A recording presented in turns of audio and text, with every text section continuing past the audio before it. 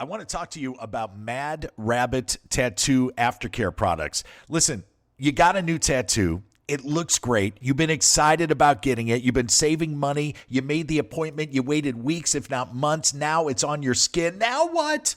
Now you've got to take care of it. And I want you to do it with the best tattoo aftercare products on the market, Mad Rabbit, madrabbit.com. And when you enter my promo code at checkout, you'll get a nice little discount, free shipping on orders over $50. That promo code is the Tattooed Traveler, the Tattooed Traveler. Here's what I would recommend you get. The starter pack. It's everything you need in one little pack. You're going to get the SPF 30 Defend because the sun will crush your new tattoo. Defend is great. You're going to get the Tattoo Balm, which is Mad Rabbit's best seller, and it smells so good. This Tattoo Balm. You'll put it on your new tattoo. It'll keep it moist. Even when it's peeling, you want it on there to keep the color popping. Then the Soothing Gel, because keep in mind that a tattoo is a wound. It's an abrasion, right? Because those needles, that tattoo machine, they're violating your skin, putting all that ink in there. And this Soothing Gel really helps. It's called the Starter Pack. You'll see it right on the homepage at madrabbit.com. Order to your heart's delight. Really recommend that Tattoo Balm. It's their best seller for a reason. madrabbit.com. And don't forget to enter my promo code at checkout. The Tattooed Traveler. That's the Tattooed Traveler for a special discount at madrabbit.com. Welcome to the host with the most, Toddcast. And now, direct from the Razzle Dazzle Studios, here's the tan, tattooed connoisseur of conversation, Todd Newton. Hey, today is John Wayne's birthday. Rest in peace, Duke. I mean, this guy. I don't know. Are you a John Wayne fan, or is he just kind of... Oh, no, I knew the Duke. Yeah. My dad is a huge John Wayne fan.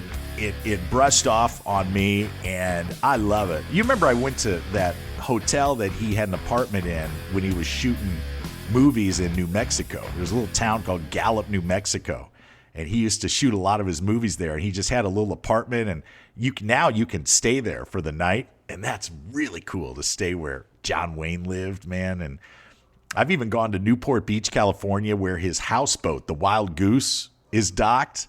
And I've seen that. Yeah. And I've got, believe it or not, I've got what's written on his tombstone.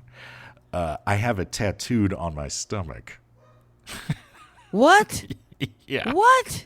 So we need pictures. So no, I'm not in picture shape right now. I'm not. Okay. So he has on his tombstone, Fio Fierte y Formal, which is a Spanish epitaph that John Wayne described as meaning ugly, strong, and dignified.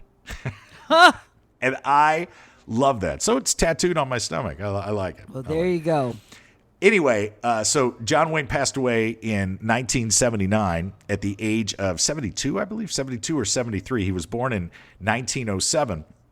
But I just thought we would honor the Duke today, Maria, with some of his more powerful, impactful, and memorable sayings, okay? Life lessons from the Duke. Right, exactly right. These are what he called his 5 rules to life. Are you ready for this? Great stuff. I'm ready. Great stuff. And if you're listening on your AirPods or whatever, turn this up just a little bit, or if you can, write it down, because these are John Wayne's 5 rules to life. Number 1, money cannot buy happiness, but it's more comfortable to cry. That. But wait a minute, hold on, he ain't done.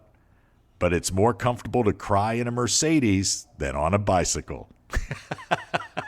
I stand by what I said. Number 2, forgive your enemy, but remember the bastard's name. That's a good one.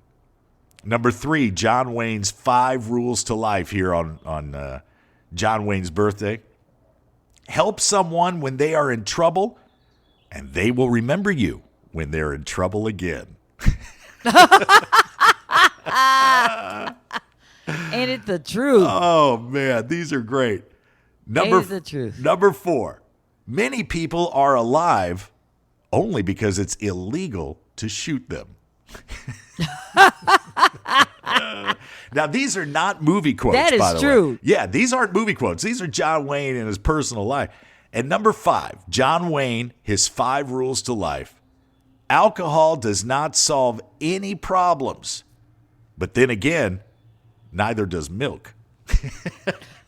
Well, if you gotta.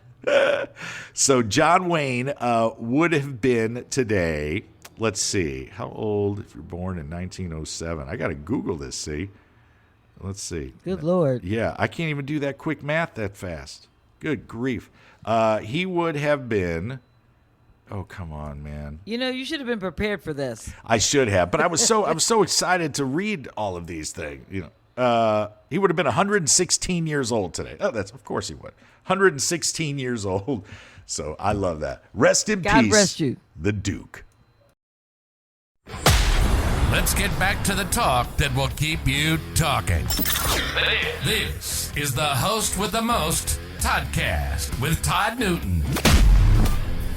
Hey, I know the first guy you ever kissed, his name was, what was it, Eddie Godfrey? Yep. Eddie Godfrey, and the first girl I ever kissed, her name was Jean. Do you ever think, because we were talking about this earlier this morning, do you ever think they talk about us? You ever think it ever comes up? Maybe if somebody ever asked this question, like, hey, what's the first person you ever kissed? I would think you would remember. Yeah. But you know what, though? You think you were Eddie Godfrey's first kiss? Oh, God, did you have to ask that now? Or do you think all that... this time I had this nice thing, like we were 2 innocent kids experimenting for the first time together. You think old now 12-year-old like, Eddie got around? Oh, gosh, now I find, geez, I don't even want to think about it. I don't know. I have no idea if I was Jean's first kiss. No idea. I mean, you got to be in the first 2 or 3 at that age. I was going to ask, like, do you remember your second kiss? I don't. Because I'm fuzzy over number 2. I'm like, I don't know who I kissed after that. Did I kiss anybody after that? I don't remember my second I think kiss. there was a bit of time in between. Yeah, I don't have any idea, actually, now that you mention it.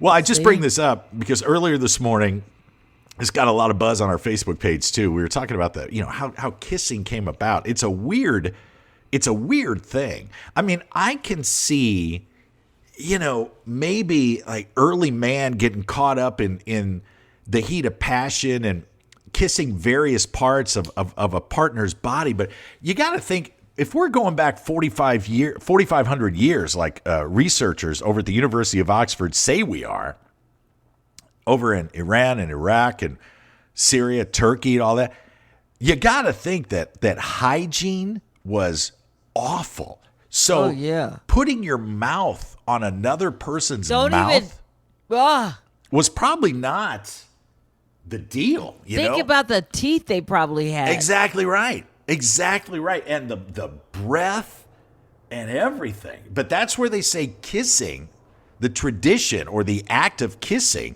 originated 4,500 years ago in Mesopotamia. Is that how you say it? Mesopotamia, the cradle of civilization. Right, Mesopotamia, yeah. Which now, is Syria, Kuwait, that area over there. And they found various written sources from the earliest Mesopotamian societies that allude to this. Probably some drawings too, but touching, yeah, but I mean, a stench is a stench. But think about it. Back then, everybody smelled the same way. You would have stunk too. Well, listen. So you wouldn't smell the other stink. Oh, yes, you would have. Yes, you might not have smelled your own, but you're going to smell it on somebody else.